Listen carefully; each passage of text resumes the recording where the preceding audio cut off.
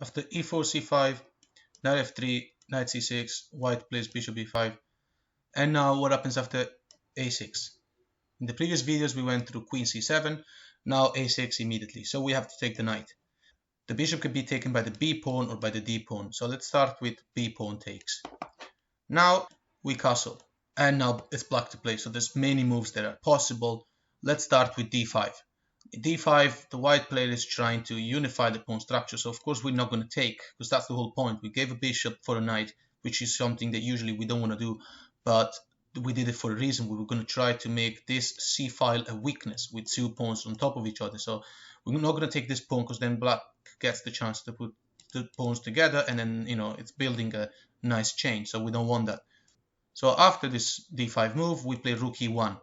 And if the pawn takes, we can take back with the rook. We have full control over the central file, and we have created a weakness on the c file. So black is also not interested in taking. If he does, then good on us. Black, let's say, now plays bishop g4. It's good to play this bishop out before moving the e-pawn so that the bishop doesn't get locked. Especially when in the variations where black plays a6, there's a pawn on the light square. The bishop doesn't have the bishop a6 move. It's going to take one extra tempo to do so. So it really is convenient for black to get out immediately with the knight, with the bishop. So at the bishop g4, we attack it. And the idea, of course, if they take, we're going to take with the queen. And that looks just good. We have our king is castle, our queen is developed, our rook is on an open file. Well, it's not really on an open file, but this pawn with this pawn is tradable potentially. And even if the pawn doesn't get traded, the rook is well placed in the center, so that's fine. And now the bishop goes back. So that's let's go through this variation first. So bishop h5, we take now. So as I mentioned before, we don't want to take that pawn because it unites the pawns of our opponent. But now that the bishop is in h5, we can do it. There's for a reason. Black takes back, and then we can play c4. Now taking back will be really bad. Well, black will have a double isolated pawn on the c file, so that's really bad. And so what happens after black plays d4 in order to keep the pawn structure safe? White now plays g4, and the black bishop will have only one square to go to, which is g6. So now knight plays e5 in something that looks very similar to some Caro-Kann type of setup attacking. And we don't have to worry about our king safety because black has nothing developed. So after the logical queen to d6, black needs to speed up development and also needs to protect the bishop. But most importantly, if the queen doesn't develop, white right now, well, if white could play again, he will have a mate in two. Queen a4 check can only be blocked by the queen, and then we could take it with mate. So black plays queen to d6, which in case of queen a4 allows the black king a square of escape. So we play queen to a4, and after king to d8, white plays d3. The knight is protected, this king has been moved, and now black has to play something. So look at the development of the black minor pieces. It's really terrible. And what can black do? White is thinking to develop the bishop to f4 and go for some threatening discover attacks. So black needs to immediately get rid of this knight from that square. So let's say for example black plays a move like knight f6. We can play bishop f4.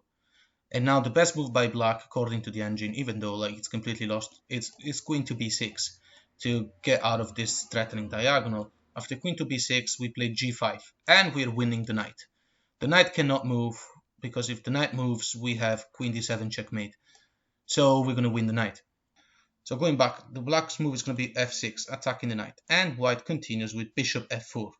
This is how strong this attack is. We're going to give up a piece. After pawn takes, rook takes. And now we're threatening rook d5 winning the game. And this is already unstoppable. There's nothing that black can do to stop this, because whatever the king moves, we're going to be able to check him or pin him. So for example, king going to c7, then rook f5 should do the job. It's pinning the queen, it's protected by the rook, and e5, well, just gets taken. So king going to another light square available, which is the only one, like c8 for example, is met by rook d5. And we're infiltrating with the queen. The queen can't just stay around and protect d7. Well, then we have a check in here, and definitely a line that isn't worth continuing. There's probably going to be a mate in a few moves. So let's go back. So in this position, after the knight has just gone to e5, attacking the bishop, and especially threatening queen a4, White doesn't have to play queen d6, he can play knight to f6, and this allows more defense of the square d7, so we don't have that checkmate threat. White now plays f4. The idea, of course, is to trap the bishop, so f5 wins the bishop, and we win a piece. And so black now plays the natural e6, because he needs to develop the dark square bishop in the hope of castling as soon as possible, and e6 also protects the f5 square. We're going to play f5 anyway, and now the bishop is basically trapped. Well, if pawn takes, we play queen a4 check. This is our best discovered attack. The queen cannot go in between because knight takes, and so, well, if the king moves, then knight c6 wins the queen, and so after knight goes to d7, we play knight takes bishop, and it's game over. It's checked by the rook, and if the bishop blocks, then we can literally do whatever we want. So in this position again, after knight f6, we play f4. Through the previous line, we went through e6. What happens after h6, right? So the bishop is, well, as we saw, e6 doesn't work because we're gonna play f5 anyway. What happens after h6? The black bishop is trying to find a shelter in h7. Well, in that case, we still play queen a4 check. Only way to block is with the knight, because the knight's attacking d7. So knight goes d7, and we take this bishop, as we've seen in the previous videos of the Caro-Kann. When black plays the h pawn and the bishop in g6 is only defended by the f pawn, it's lovely to take, because then this happens and there's a weakness on the king's diagonal. Next move by white obviously is queen c6, attacking g6 with the threat of checkmate, and well, the knight cannot move. The queen cannot go to b6 to protect to attack the queen and make more protection available on the g6 square, because we will take the rook. And so what can black do to stop this? Well, nothing, because king f7 runs into queen check anyway, and king goes back, and then we go to g6, and the game is over. Best move by black, I mean, the only move found by the engine is queen to c8, but white is still going to take the pawn in g6, the king is going to move, and we play d3 to continue with the development. Thing is, look at black's position. This bishop can't move.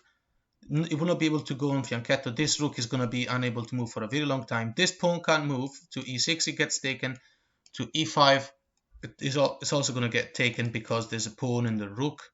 And so black's best move now is a5. The idea is to play rook e6, kicking the queen out, and develop the only piece that is developable. White now plays queen e4, getting out of trouble. The idea now is to play knight a3 and knight b5. So, well, the advantage is pretty solid. It's over +4 in the engine, and clearly you can tell how lovely the situation he is for white, and he's got so much control over the board. Let's just go on very few moves, and then we will conclude this line. After knight to f6, developing the knight, kicking the queen away, we have to play queen to g2.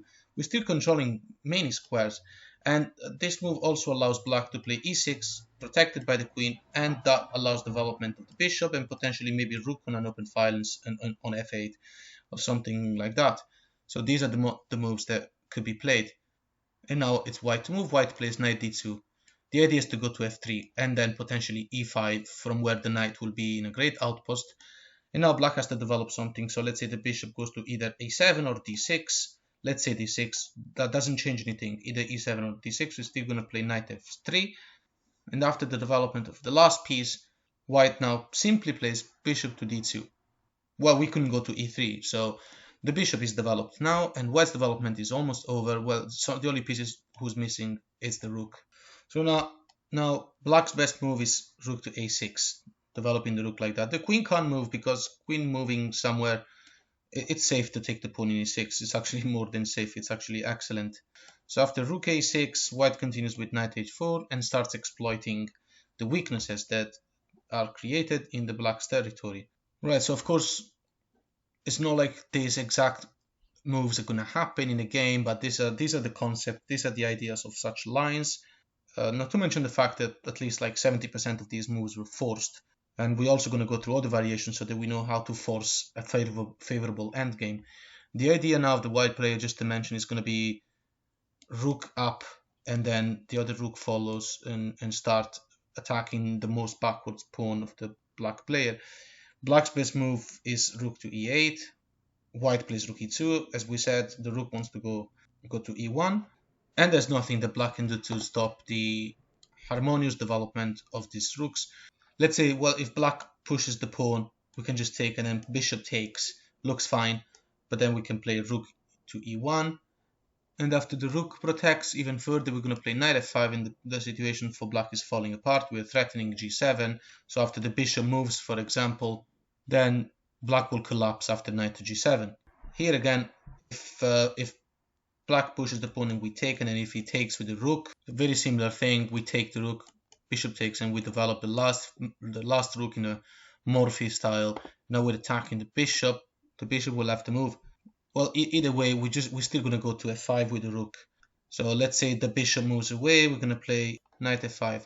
If black tries to develop the queen by making some swap, like for example rook e6, it's perfectly fine to take the pawn g7, following with the bishop going to h6, and white goes to a winning endgame.